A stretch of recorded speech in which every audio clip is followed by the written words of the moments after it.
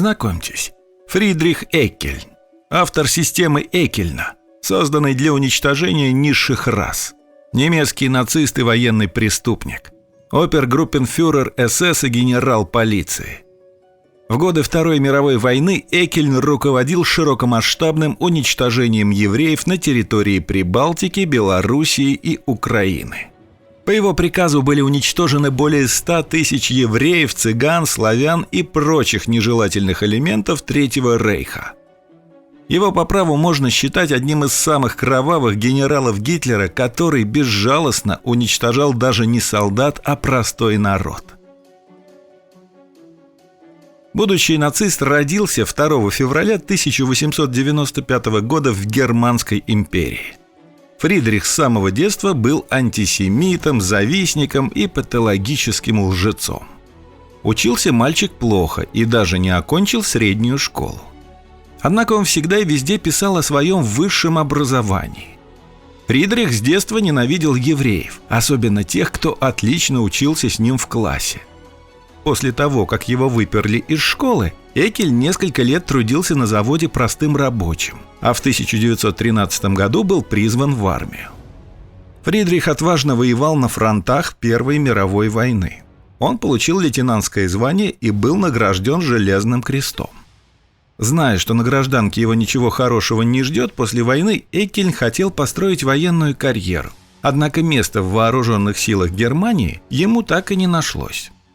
Демобилизовавшись, Фридрих женился. Но брак оказался неудачным, и мужчина пустился во все тяжкие. Пьянство и драки стали для Эккельна постоянными спутниками жизни. Чтобы хоть как-то оставаться на плаву, Фридрих перебивался случайными заработками. Позже, взяв себя в руки, он развелся и женился вновь. В 1929 году Фридрих Эккельн вступил в национал-социалистическую рабочую партию. Вскоре он получил задание заниматься пропагандой в Ганновере. Потом на суде Эккельн рассказывал, что в марте 1931 года он был назначен руководителем ганноверской организации СС. В то время было только 200 эсэсовцев. Я получил задание создать на территории этой области целый штандарт, то есть полк СС. И я это выполнил, рассказывал Фридрих. По его словам, к моменту захвата власти Гитлером он сумел подготовить более 7 тысяч эсэсовцев. Гитлер, конечно, оценил заслугу Эккельна перед партией.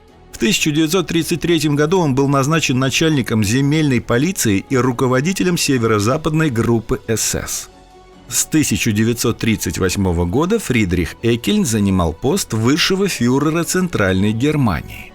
Теперь ему подчинялись все подразделения СС в этой области. Весной 1940 года Эккельн занял пост комбата в дивизии СС «Мертвая голова». Но уже в июле был возвращен обратно, на должность высшего фюрера полиции. В мае 1941 года Фридрих Эккельн был вызван Гиммлером в штаб, где ему рассказали о плане Барбаросса. «Гиммлер сказал мне тогда, что скоро начнется война против Советского Союза, и мне будет поручено очень важное задание», рассказывал Эккельн на допросе перед судом. Дело в том, что Гитлеру и Гиммлеру был нужен образцовый палач, который будет производить чистки населения на оккупированных территориях. За несколько месяцев пребывания в дивизии СС «Мертвая голова» Эккельн показал свою дьявольскую сущность в умении отдавать чудовищные приказы. Он отлично подходил для новой роли палача-карателя. Фридрих Эккельн был назначен высшим руководителем СС и полиции группы «Юг». В июне 1941 года Эккельн курировал первую в своей жизни массовую казнь мирных жителей в Каменец-Подольском, где было убито 24 тысячи евреев. В августе того же года Эккельн контролировал расстрелы евреев в городе Бердичев. В первый же день его штабной ротой было расстреляно более 500 человек. 4 сентября были расстреляны 1500 молодых людей. Все, кто мог оказать сопротивление и поднять восстание. Как писал в «Черной книге» Василий Гроссман, молодым евреям предложили отправиться на сельскохозяйственные работы. Взяв с собой воду и хлеб, молодежь простилась с родными и отправилась в путь. В этот же день все они были расстреляны, недалеко от Красной горы. Палачи настолько хорошо спланировали казнь, что никто из несчастных до последней минуты не подозревал о том, что скоро умрет. Им подробно объяснили, где они будут работать, как их разобьют на группы и где они получат инструменты. Им даже пообещали разрешить взять с собой в гетто немного картошки для стариков и женщин с детьми. 15 сентября 1941 года были казнены все те, кто остался в гетто. Только их уже никто не собирался обманывать. Ночью штабная рота Фридриха Эккельна окружила гетто и принялась расстреливать людей. В ту роковую ночь были убиты 12 тысяч человек. Под руководством Эккельна под предлогом переселения жителей деревни была осуществлена расправа над евреями в Бабьем Яру. Именно Фридриху Эккельну принадлежит метод массового уничтожения людей, названный «укладка сардин». Нацисты укладывали несчастных жертв в ямы рядами. Затем стреляли им в затылки и проверяли, все ли погибли. А уже после присыпали тела землей, и все повторялось вновь и вновь. Уничтожение людей на территории Украины продолжалось еще долго. Однако Эккельна ждал новый пост – высшего руководителя СС и полиции Рейхскомиссариата Остланд. В Латвии до войны проживали 95 тысяч евреев. Благодаря стараниям Фридриха Эккельна и его подчиненным, после войны там не осталось никого. Расправы над латвийскими евреями начались еще в июле 41-го. Их проводила Айнзацгруппа А. В Большой хоральной синагоге они заживо сожгли около 500 евреев. Но по приходу на территорию Латвии Эккельна счет пошел уже не на сотни и даже не на тысячи, а на десятки тысяч. 29 ноября в Румбульском лесу на окраине Риги были вырыты траншеи. Евреев из рижского гетто поспешно туда согнали и ночью в Румбуле расстреляли.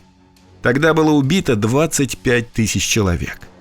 Как вспоминал один из очевидцев тех страшных событий, когда расстрелянных скидывали в траншеи, не все были мертвы.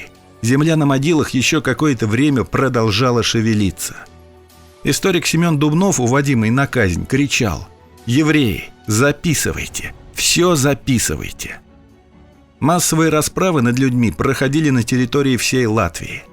В Саласпильском концлагере проводились бесчеловечные эксперименты над детьми. Из них выкачивали кровь для немецких солдат, а потом массово убивали в газовых камерах. Сотрудники лагеря позже давали показания, что в нем погибли более 100 тысяч человек. В феврале 1943 года Фридрих Эккельн отправился в Белоруссию. Там на протяжении нескольких месяцев его отряды проводили карательные операции против советских партизан. Тогда в ходе операции «Зимнее волшебство» было уничтожено несколько тысяч белорусских крестьян и партизан, а более 10 тысяч человек угнали на работы в Германию. За эту операцию Фридрих Эккельн получил Золотой немецкий крест. Третьему рейху очень была нужна рабочая сила. Жителям Латвии, Литвы и Эстонии сначала предлагали добровольно вербоваться на работы в Германию. Для нацистов это был далеко идущий план. После их победы некоторую часть хорошо зарекомендовавших себя коллаборационистов предлагалось германизировать, ну а большую часть депортировать на работы в Германию в качестве рабов. Прибалтику же нацисты собирались заселить немцами, говорил в своих показаниях Эккельн. Желающих добровольно уехать на работы в Германию прибалтов было, конечно, мало. Начиная с 1942 года граждан начали угонять насильно. Людям рассылались повестки, согласно которым они должны были явиться в сборные пункты для отправки в Германию. Нацисты планировали отправить до 200 тысяч человек. Но со всей Прибалтики собрать такое количество было очень сложно.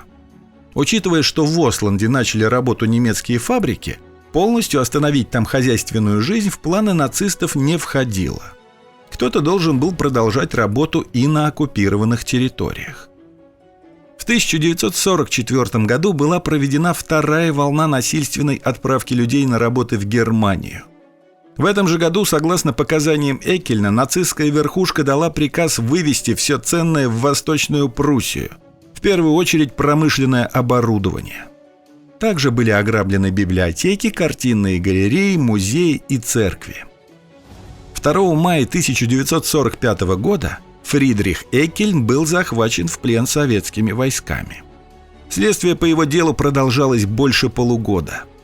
Материалы дела составляют около 20 объемных томов.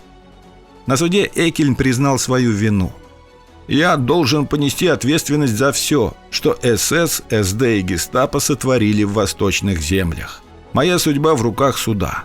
Я лишь прошу учесть смягчающие обстоятельства. Свой приговор я сочту справедливым и приму его в полном раскаянии», — говорил палач на суде. Обергруппенфюрер СС Фридрих Эккельн перед Нюрнбергским трибуналом не предстал.